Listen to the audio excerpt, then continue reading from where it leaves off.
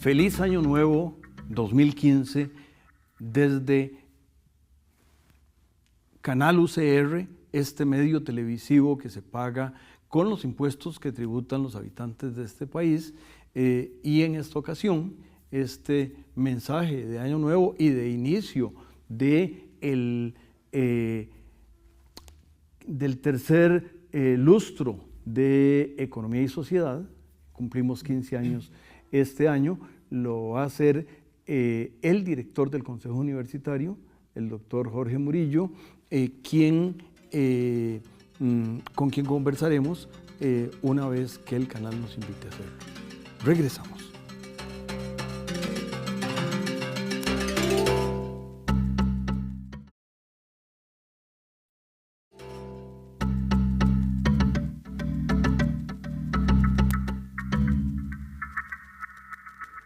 Continuamos, amigas y amigos, conversando con el doctor Murillo, guanacasteco de nación, quien en este año, empezó en el 2014, dirige, modera, preside las sesiones del Consejo Universitario, la máxima autoridad después de la asamblea plenaria de esta universidad,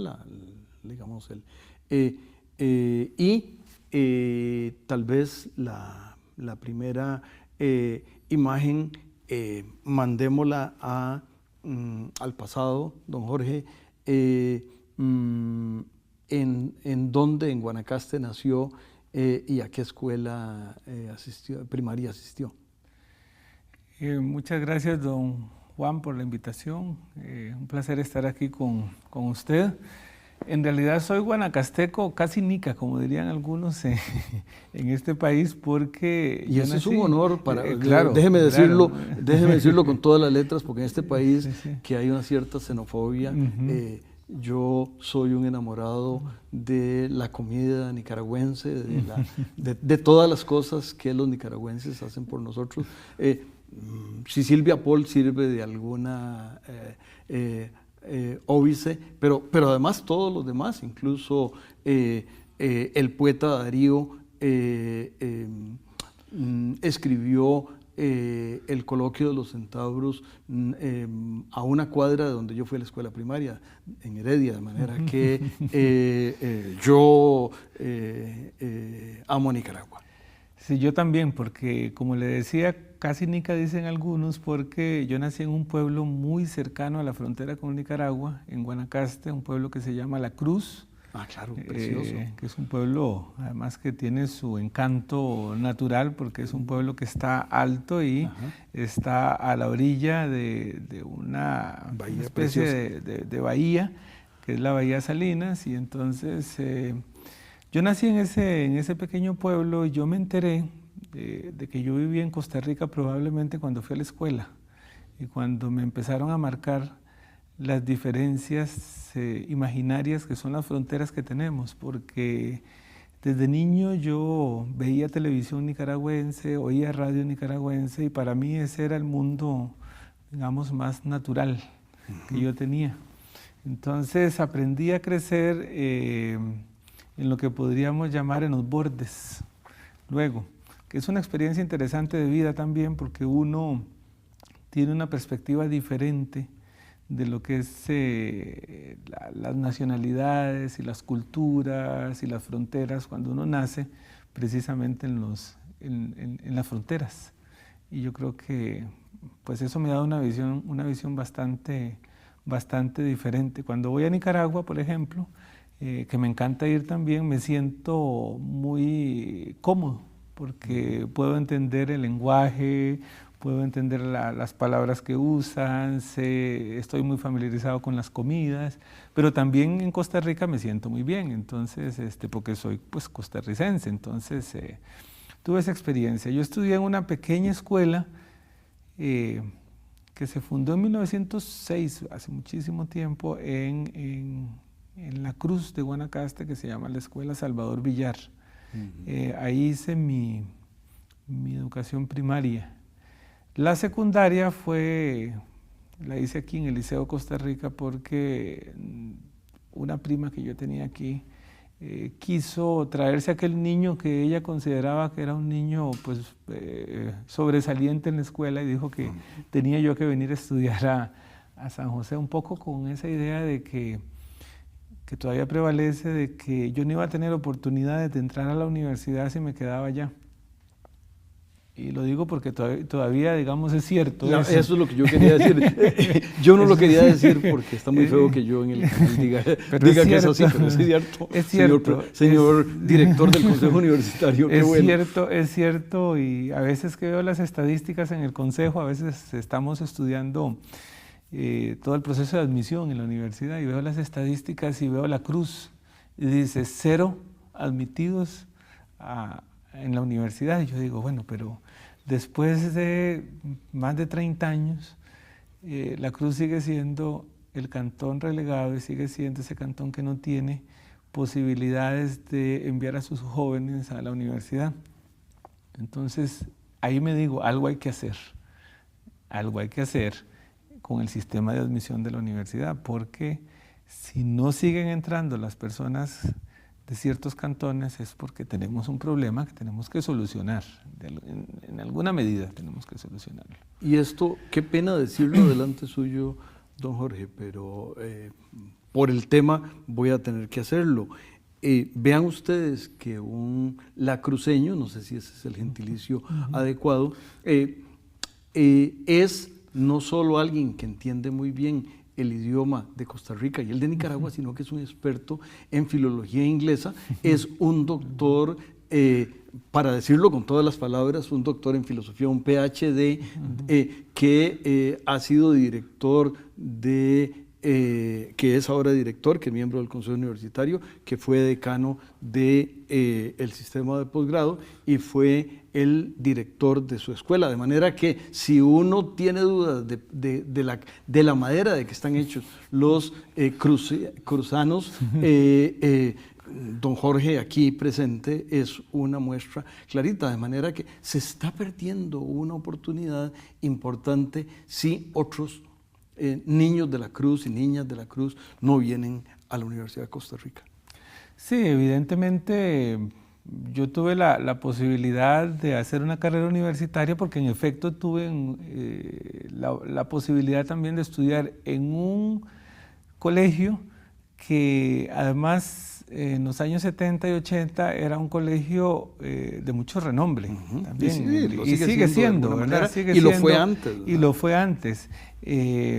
Lo digo en aquel momento porque, digamos, era el momento que yo conocí, entonces... Pero también déjeme interrumpirlo otra vez, qué pena que lo interrumpa tanto, pero para decir algo, don Carlos Monge Alfaro, que es toda una institución, la Biblioteca Central, la primera tiene su nombre, y era el secretario general primero y el rector de la universidad después, había sido profesor. Esa de alguna manera era, digamos,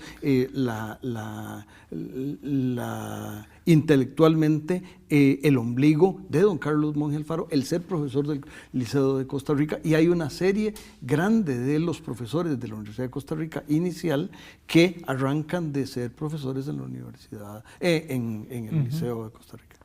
Claro, ese fue el contacto mío ahí también con grandes figuras de la cultura y de la historia y de la sociedad costarricense, el Liceo de Costa Rica, porque ahí yo empecé a comprender la magnitud del pensamiento en este país, en el Liceo de Costa Rica. Pero volviendo al tema otra vez de ese niño que viene e ingresa en el Liceo de Costa Rica, después tiene la posibilidad de estudiar en la universidad, en comparación con todos aquellos coterráneos míos cruceños que no tienen esa posibilidad, y uno dice, bueno, y no quiero pecar de falsa modestia porque tampoco es así, ¿verdad? Pero como bien lo decía usted, puede ser que ahí, en esos cantones donde no hay posibilidades de ingreso, haya mentes probablemente que se estén desperdiciando, mentes realmente brillantes, y que el sistema nuestro de admisión en la Universidad de Costa Rica no permita que se desarrollen de la manera más adecuada. Yo le digo que volviendo a mi pueblo y hablando con la gente, yo me he encontrado con personas que realmente tienen una capacidad intelectual, bueno, que rebasa la mía, digamos, creo yo, en mucho. pero que no han tenido la posibilidad de, perdón, de ingresar a la universidad y de tener ese espacio para desarrollarse. Yo creo que yo lo tuve y lo he aprovechado también, porque yo creo que eso es importante. Yo tuve ese espacio y lo he aprovechado en el sentido de que yo pues he tratado de hacer una vida universitaria que también me permita ir equilibrando cuestiones en investigación, en participación, en actividades de acción social, en la docencia, porque me gusta mucho la docencia, pero también me gusta la parte administrativa, he descubierto eso, o sea que también me gusta, digamos, la parte esta en la que estoy. Entonces he tenido algunos puestos, pero también me interesa mucho la parte de investigación y trato de participar siempre en coloquios, convenios, congresos internacionales. Me gusta mucho la docencia y los estudiantes que me conocen saben por qué lo digo. Me gusta mucho dar clases también.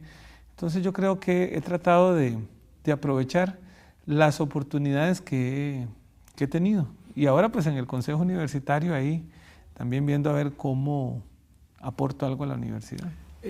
Don Jorge, ¿cuál fue el tema de su tesis de graduación, tanto en la Universidad de Costa Rica como su tesis doctoral, los tópicos? Bueno, yo en la tesis, yo hice aquí una licenciatura en Filología Española, aquí en la Universidad de Costa Rica. En ese momento a mí me interesó una obra cumbre de la literatura latinoamericana que es Pedro Páramo, de Juan Rulfo. Y entonces yo analicé esa obra, pero el interés mío fundamental fue tratar de leer la obra desde un ángulo diferente. La obra siempre había sido leída a la luz del personaje Pedro Páramo, porque el título de la obra, pues en alguna medida lo induce a uno a buscar quién es Pedro Páramo. Cuando uno ve Pedro Páramo, uno lee la obra buscando quién es Pedro Páramo, ¿no? Porque eso es lo que uno hace. Los títulos, decimos nosotros, son programadores de lectura, ¿ya? Nos guían. Pero yo descubrí en una entrevista a Juan Rulfo, que el escritor, que él dijo que la obra no se iba a llamar Pedro Páramo, que se iba a llamar Una estrella junto a la luna, pero que el editor le había dicho que ese nombre no tenía ninguna posibilidad editorial, o sea, ni publicitaria. Porque además los títulos, digamos, son formas con las cuales, digamos, a través de las cuales se trasiegan estos bienes simbólicos en nuestras culturas, ¿no? Que son los libros, los textos literarios. Y entonces yo dije que si Juan Rulfo dijo que la obra se iba a llamar así es por algo. Y si los títulos son programadores de lectura, yo voy a buscar quién es la estrella, ¿ya? Y quién es la luna. Es decir, la obra se llama Una estrella junto a la luna. Entonces yo dije, la luna es lo principal en la obra, porque la luna. Y entonces me di a la tarea de hacer una lectura de esa obra y descubrí que la luna era Susana San Juan, haciendo una lectura simbólica del texto, y que la estrella era Pedro Páramo. Entonces eso me daba una lectura totalmente diferente de la obra.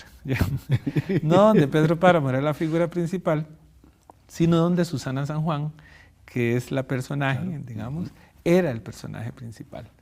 Entonces, un poco a partir de eso terminé haciendo lo que podríamos llamar una lectura feminista de una obra que, digamos, se había constituido en un ícono de lo que podríamos llamar la figura del terrateniente latinoamericano. Eso en la licenciatura. Después en el doctorado yo hice eso fue en literatura, yo hice un doctorado en lingüística, entonces ya hice un... Sí, yo lo ubicaba usted como lingüista. Sí, yo soy lingüista en el fondo y terminé siendo lingüista, aunque me gusta mucho la literatura. Hice un doctorado en la Universidad de Nueva York, en Albany, y ahí hice una tesis sobre el habla culta costarricense. Me interesaba un poco esa parte, sobre todo porque cuando uno hace una tesis tiene que coordinar con el director, y el director mío de tesis había sido director de la Real Academia Española, don Manuel Alvar. Entonces le interesó. Con don Manuel Alvar, don Jorge, le pedimos al canal que nos invite a continuar hablando una vez que de los mensajes que tiene para las amigas. Regresamos.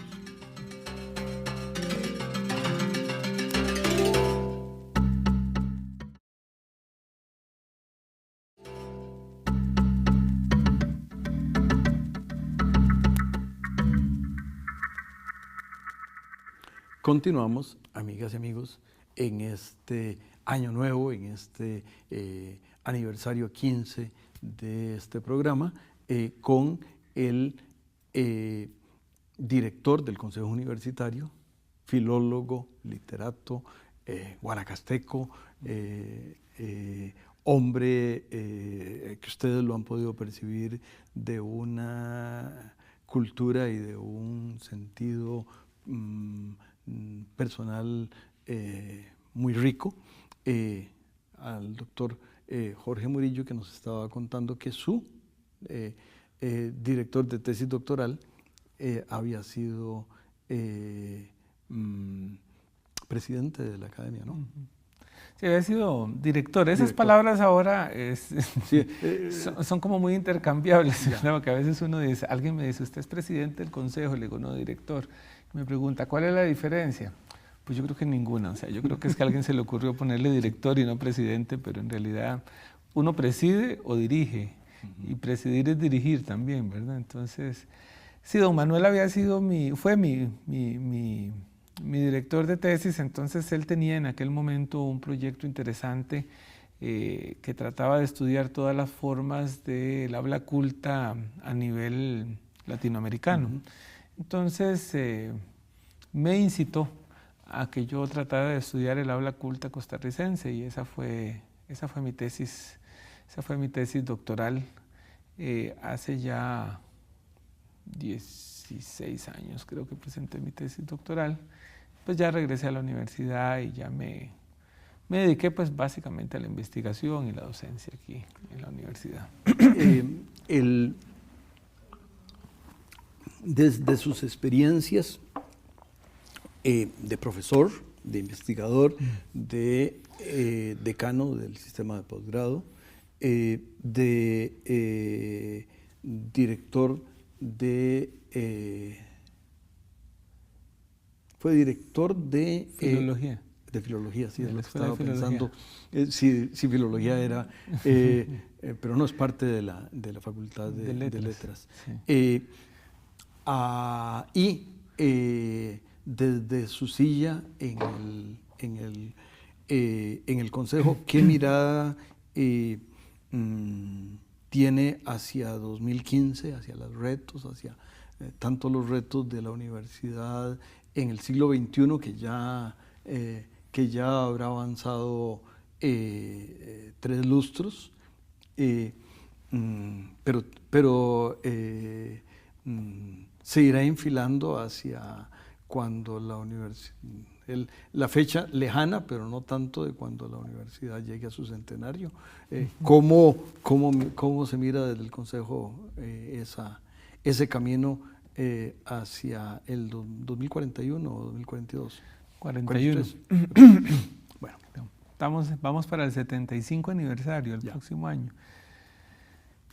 Yo creo que la universidad, si uno la ve, cuando uno pasa por diferentes como instancias, en este caso yo estaba en la Facultad de Letras, he sido director de un instituto de investigaciones, de la escuela, vicedecano en la facultad, después estuve en el posgrado, ahora estoy en el consejo. Uno tiene va adquiriendo una perspectiva un poco más amplia de la universidad. A veces cuando uno se queda en su comarca, digo yo, o sea, en su facultad, le cuesta más ver todo el conjunto. Yo creo que eso es uno de los aportes que uno tiene cuando uno pasa por estos puestos. Uno empieza a conocer a la universidad como un todo, y a ver la diversidad que constituye la universidad. Yo, pensando a futuro, yo voy a decir algo que quizá me ha surgido ahora después del 7º Congreso, porque yo había pensado que el 7º Congreso iba a ser una especie de tercer Congreso Universitario, más o menos en términos de, de cambios. porque yo había oído como mucha efervescencia en la universidad, de que hay que cambiar esto, hay que cambiar lo otro, pero después del 7º Congreso yo me di cuenta de que nosotros tenemos una estructura y un gobierno universitario que parece muy sólidos, bastante sólidos, y que como que no hay mucho interés en cambiar eso, que parece que hay otros intereses en la comunidad universitaria que yo he percibido que sí pueden ser, digamos, ejes fundamentales hacia el futuro de la universidad. Por ejemplo, hay ejes que tienen que ver con la equidad. Y yo creo que eso es una cuestión muy importante. La universidad se está enfilando hacia ahí, es decir, a la equidad, y eso quiere decir al reconocimiento de las diferencias en la universidad, en todos los sectores. Y yo creo que eso fue muy obvio en el 7º Congreso, y ha sido muy obvio para mí en el análisis que he hecho también de más o menos la comunidad universitaria para dónde quiere enfilarse. ¿Qué es lo que le interesa? Esa equidad pasa por, digamos, lo que yo le decía ahora, la equidad en la admisión, por ejemplo, ¿ya? Entonces, la equidad tiene que ver también con otro concepto que es la representatividad. Entonces, y estamos hablando, por ejemplo, de admisión, estamos hablando del problema del interinazgo en la universidad. Ese es un problema de inequidad, ¿ya? Entonces, lo estoy viendo en esos términos, ¿verdad? El interinazgo, la representación de los diferentes sectores, por ejemplo, ¿ya? Los grupos diferentes que tiene la universidad. Entonces la universidad ha ido avanzando, pero la comunidad siente una necesidad de que debe proyectarse hacia futuro. Yo creo que ese es un tema que el Consejo debe, por ejemplo, ahora que estamos en el Consejo y usted lo mencionaba, debe saber leer muy bien. En lugar de leer las cosas particulares, debe leer cuáles son los grandes ejes que la comunidad universitaria está pidiéndole al Consejo que lea. Y esos ejes transversales tienen que visualizarse en todas las políticas, las reglamentaciones y la normativa en general que nosotros tenemos en la universidad. Yo creo que pensando en la universidad, digamos, en esa universidad que queremos, en esa universidad a la que vamos, tenemos que pensar en ciertos ejes. La sostenibilidad, por ejemplo, la preocupación por la sostenibilidad, no solo con el ambiente, sino con la salud, por ejemplo. Esos son temas que para mí resultaron bien interesantes en el Congreso, porque yo los he venido detectando como ejes transversales que cruzan toda la institución, pero que no los había visto de manera, digamos, concreta, reflejarse en propuestas específicas. Entonces traté de ir viendo eso. Entonces yo creo que la universidad debe ir avanzando, digamos, hacia eso un poco, hacia esos ejes que nos están marcando el futuro, más que estar pensando, por ejemplo, si vamos a tener, pareciera, una estructura o un gobierno diferente. Lo que más le interesa a la gente, digamos, son otras cuestiones más prácticas, pero que tenemos que saber ver. Lo voy viendo en esa línea, ¿verdad? ¿Y siente usted que sus compañeros del Consejo, que además vienen por distintos, no cohortes, pero digamos no coinciden todos, es un grupo diverso, hay representantes administrativos, estudiantiles y de las distintas áreas? ¿Siente usted que comparten de alguna manera, no unánimemente, porque no se trata de eso, pero comparten algunas de esas inquietudes, o hay un poco el efecto diputado de la provincia tal preocupado por el puentecito y por la callecita? Sí, yo creo que no, yo creo que en el Consejo hay preocupación. Yo no les he planteado, digamos, esto que estoy planteando. Eso es una reflexión que he venido haciendo poco a poco y que en realidad no les he planteado de manera como abierta. Yo creo que sí, yo creo que todos coincidiríamos en esa línea. Y espero, a pesar de que existen pues diferencias de criterio que son, yo creo, muy importantes y muy buenas en órganos como este, ¿verdad? Creo que también tenemos ciertos puntos en común, que es lo que nos permitiría, yo creo, seguir avanzando, llegar hacia donde queremos en la universidad, porque es en el Consejo Universitario donde se tiene que mayormente pensar en la universidad. Por eso, más que, como bien lo decía usted, estar pensando como diputado de pueblo, en el sentido de decir, bueno, lo que quiero es esto para cierta área o lo que sea, hay que pensar en términos más universitarios. Yo creo que eso es una característica fundamental que uno debe asumir como miembro del Consejo Universitario. Tratar de ver la universidad como un conjunto y no de ver la universidad en partes, o no ligarse uno solo a la parte de donde viene, sino tratar de ver la universidad como un conjunto.